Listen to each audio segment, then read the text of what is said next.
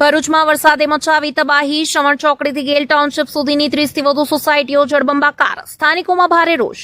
ભરૂચ શહેરમાં સતત અને ધોધમાર વરસાદના કારણે જનજીવન અસ્તવ્યસ્ત બન્યું છે. ખાસ કરીને શ્રવણ ચોકડીથી ગેલ ટાઉનશીપ તરફના વિસ્તારમાં આવેલી 30 થી વધુ સોસાયટીઓ વરસાદી પાણીમાં ગરકાવ થઈ ગઈ છે. અનેક રહેણાંક વિસ્તારોમાં કમર સુધી પાણી ભરાઈ જતા લોકો ઘરોમાં કેદ થઈ ગયા છે. સોસાયટીઓમાં રસ્તાઓ સંપૂર્ણપણે પાણીમાં ડૂબી ગયા છે, જેના કારણે વાહન વ્યવહાર ઠપ બન્યો છે.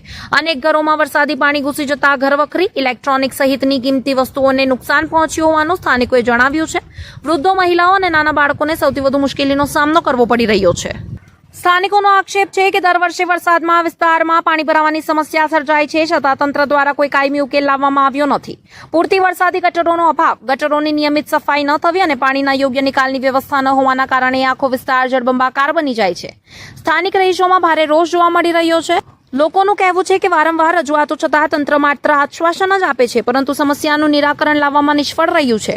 વરસાદના થોડા કલાકોમાં જ સોસાયટીઓ તળાવમાં ફેરવાઈ જતા લોકોને ભારે હાલાકીનો સામનો કરવો પડે છે.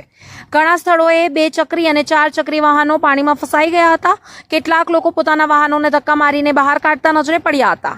પાણી ભરાવાના કારણે વીજ કરંટનો ભય પણ ઉભો થયો છે, જેના કારણે લોકોમાં ચિંતાનું વાતાવરણ સર્જાયું છે. સ્થાનિકોએ તંત્ર સમક્ષ માંગ કરી છે કે તાત્કાલિક પાણીના નિકાલ માટે પમ્પિંગ વ્યવસ્થા કરવામાં આવે અને ભવિષ્યમાં આવી સ્થિતિ ન સર્જાય તે માટે કાયમી ડ્રેનેજ વ્યવસ્થા ઊભી કરવામાં આવે. હાલમાં સમગ્ર વિસ્તાર પાણીમાં ગરકાવ હોવાથી લોકોને ભારે મુશ્કેલીઓનો સામનો કરવો પડી રહ્યો છે અને તંત્ર સામે લોકોમાં ભારે નારાજગી જોવા મળી રહી છે. રિપોર્ટર રવિ સૈયદ, ભરૂચ.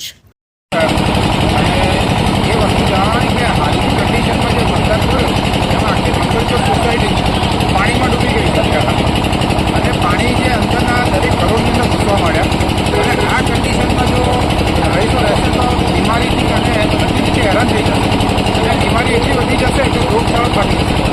બીજી વસ્તુ કે આપણે અહીંયા રોડ કેટલા સમયથી બને છે, વર્ષ સુધી બને છે, પણ એનું કમિટમેન્ટ બહુ આપ્યું. રમેશભાઈ તો એમ જ કહે છે કે 30 જૂન સુધીમાં પતી જશે, પણ હજી સુધી 30 જૂન એમની આવી નથી. તો આપણે એમને કહીએ કે ભાઈ તમે જાતે અહીંયા આવો, આ જુઓ, અને આમને આમ તો છે ને ડિસેમ્બર પણ આવતા મામલે લાગે. આપણે આ પરિસ્થિતિને જો સમજીએ તો દરેક સત્તાધીશો આવે અને અહીંયા આગળ જોવે અને એનું સોલ્યુશન લાવે. દરેક ગ્રામ પંચાયતના લીડરોને આવવું પડશે, બધા લોકો બહાર આવીને જોવું પડશે. જો આ નહીં કરે તો સમસ્યા આમને આમ રહેશે અને ઝઘડાના રૂપ કરશે. ઇવન આ રોડ પરનો મેઇન રોડ ખોલી નાખ્યો છે, એ પણ એને સમજીને પૂરી અને એનું સોલ્યુશન લાવ્યું. આજે એની માટે ઝઘડા થઈ ગયા, બબે છોકરીઓને ઝઘડા થાય તે યોગ્ય નથી. મારું નામ ભાવેશભાઈ વોરા છે. મંગલજ્યોત સોસાયટી, શ્રવણ ચોકડીથી ગેટ સુધીના રસ્તા પર છેલ્લા 1.5 વર્ષથી રોડ અને ગટરનું કામ ચાલુ છે.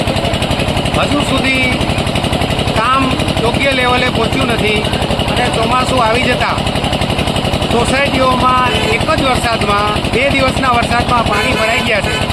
અને ખાસ કરીને અમારે મંગલજ્યોત સોસાયટી સૌથી નીચાણવાળી હોય, સોસાયટીની અંદર એટલી હદે પાણી ભરાઈ ગયા છે કે લોકોના ઘરમાં પાણી ઘૂસી રહ્યા છે અને માલને, ચીજવસ્તુઓને નુકસાન થઈ રહ્યું છે. અને રોડ એટલી હદે ખરાબ છે અને સોસાયટીમાં એટલી હદે પાણી ભરાઈ ગયેલું છે કે સ્કૂલે જતા બાળકો, નોકરીએ જતા વર્ગને તથા ગૃહિણીઓને બહાર કામકાજ માટે બજારે જતા આવતા કેટલી અડચણોનો સામનો કરવો પડે છે અને બેસુમાર તકલીફ વેઠવી પડે છે. તો તંત્રને નમ્ર વિનંતી કે તાત્કાલિક ધોરણે જે કોઈ કોન્ટ્રાક્ટર કે રોડ રસ્તાવાળા હોય એમને સૂચન આપી યોગ્ય કાર્યવાહી કરી અને પાણીના નિકાલની અને રોડને દુરસ્ત કરી અને રેગ્યુલાઇઝ કરવા માટે નમ્ર વિનંતી છે. નહીં તો આ રહીશો બહુ પરેશાન થાય છે. આમે રોડ બને છે ત્યાંના 1.5 વર્ષથી હેરાન પરેશાન થઈ ચૂક્યા છે અને ચોમાસુમાં અત્યારે પહેલાં જ વરસાદે બેસુમાર હાલત ભોગવી રહ્યા છે. તો તંત્રને જે જવાબદાર હોય એમને નમ્ર વિનંતી છે કે તાત્કાલિક ધોરણે આનું યોગ્ય નિરાકરણ લાવે.